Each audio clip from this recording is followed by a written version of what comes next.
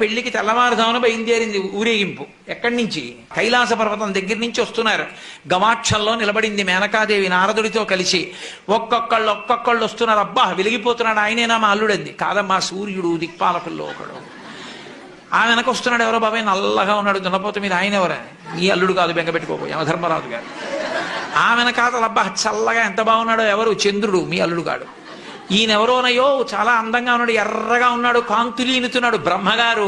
మీ అల్లుడి దగ్గర పురోహితుడమ్మా, పెళ్లి చేయడానికి వచ్చే బ్రహ్మగారు ఆయన మీ అల్లుడు కాదు. ఓ అలాగా, ఇతనెవరో నీలమేఘశ్యాముడు, చాలా అందంగా ఉన్నాడు, శాంతాకారం భుజగచైనం పద్మనాభం సురీశం. అమ్మా ఆయనకి మీ అల్లుడికి భేదం చెప్పకూడదు, కానీ ప్రస్తుత మీ అల్లుడు కాడు. ఆయన వెళ్ళిపోయాడు. ప్రదోష వేళ అయిపోయింది, రాడు. వెడుతూనే ఉంది ఊరేగింపు. వస్తున్నారు మగపెళ్లివారు. అలా ఆఖరికి ఒక ఆయన వచ్చాడు. చుట్టూ భూత ప్రేత పిశాచాలున్నాయి, ప్రమదగణాలున్నాయి, మధ్యలో